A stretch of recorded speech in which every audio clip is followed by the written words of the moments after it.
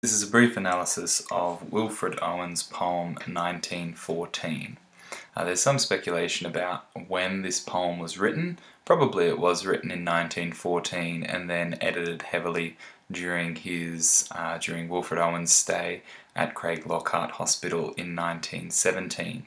So perhaps this was written before he saw action at the front, but after the outbreak of World War I, before he was a soldier, but after the outbreak, and expresses his dismay at the fact that the world, particularly Europe, had plunged itself into war when he saw Europe as being some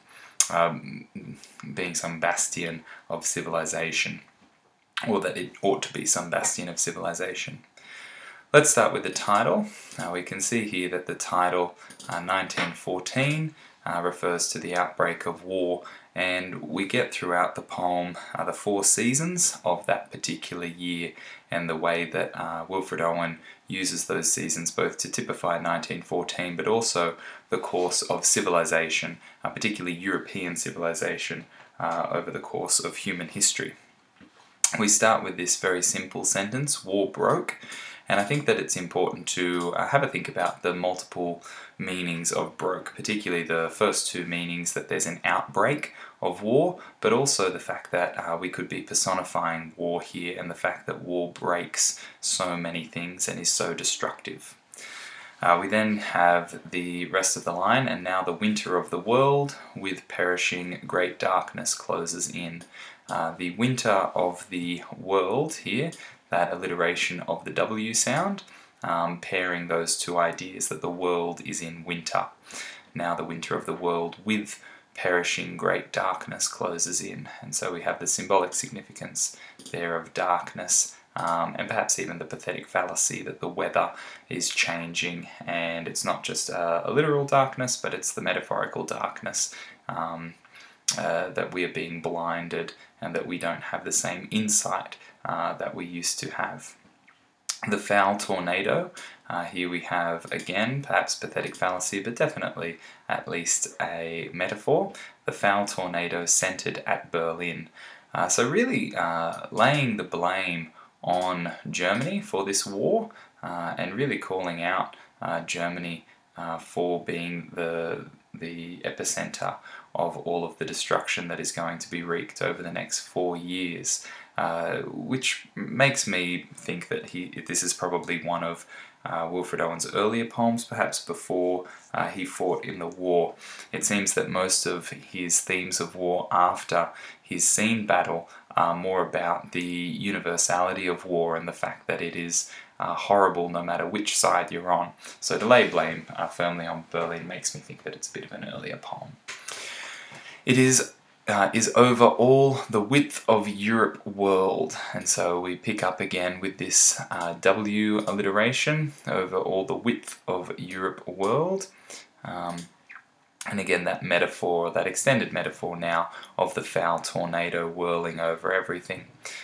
Rending the sails of progress. Here the sails of progress is a metaphor likening progress, human endeavour, to a ship, and that this tornado is taking that human progress too far.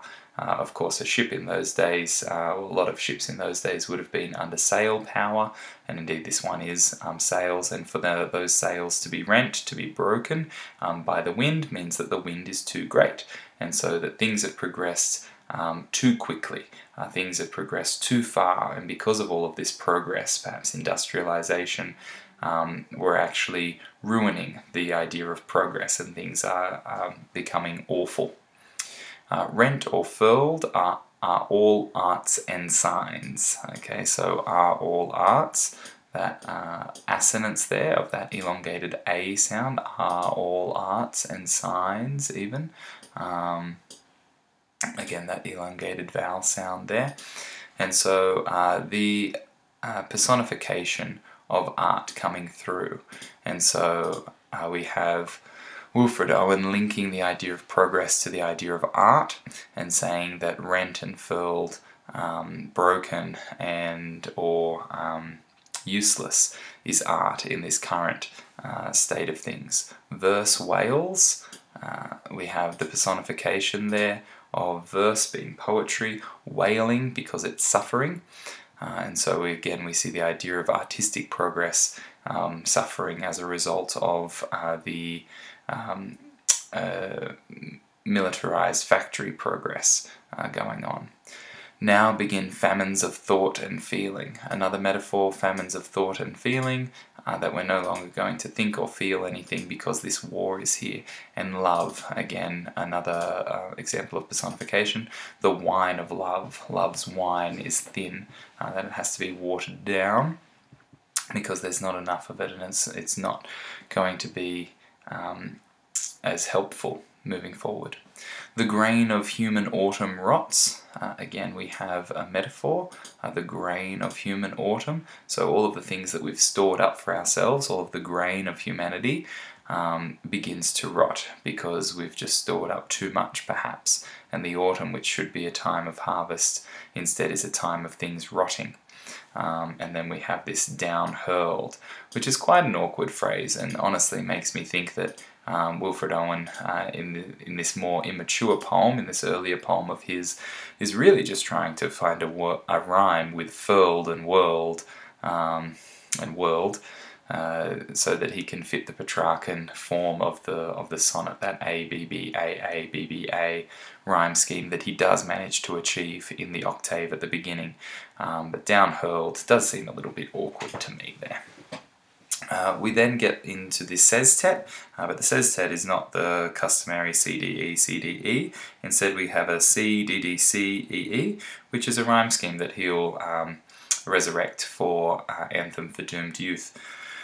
And so the volta of the sonnet doesn't really come between the octave and the sestet, but comes down here with this disjunction but, that turning point, but now, turning back to the present.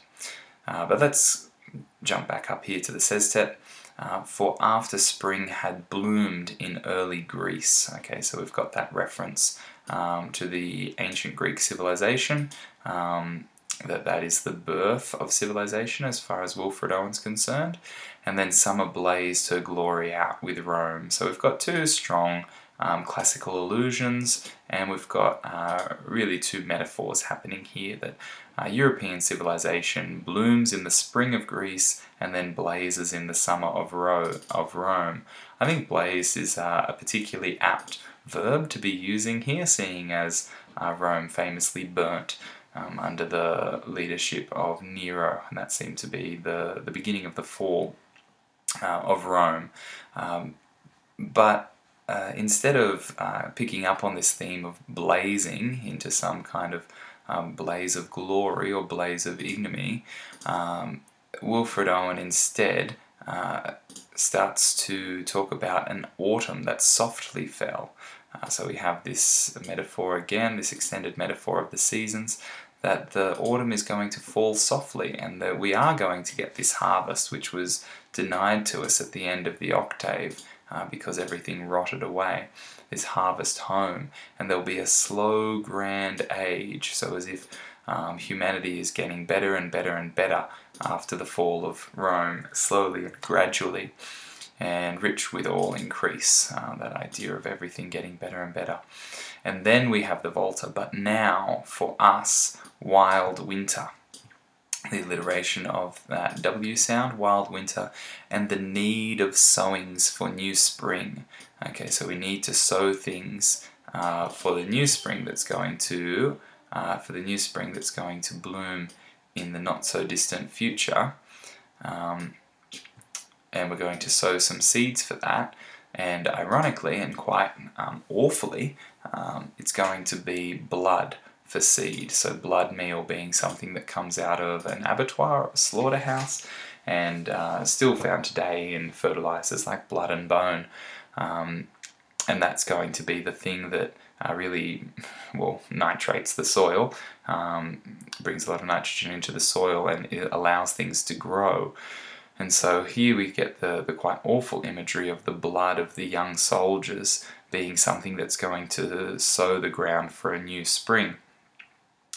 It seems that Wilfred Owen is being quite ironic here, that he doesn't actually believe that we're headed for some new apotheosis of greatness, but instead human progress is something that's destined to go in cycles, that we come to some great pinnacle and then perhaps we blaze out in glory like Rome, or again we're on some slow increase, but now we're into the winter, where we're going to sow these seeds of these dead bodies, metaphorically, and then that will bring us some new spring, and we will get this false sense of progress again, and that human growth and flourishing, but then eventual destruction, is going to be a continual cycle through all of time. And so I think by locating the title to just 1914 really shows that whilst this cycle is happening now in 1914, it's every date in human history. It's any year that you choose. We will see a similar progress towards some greatness, but then a downfall as we destroy each other.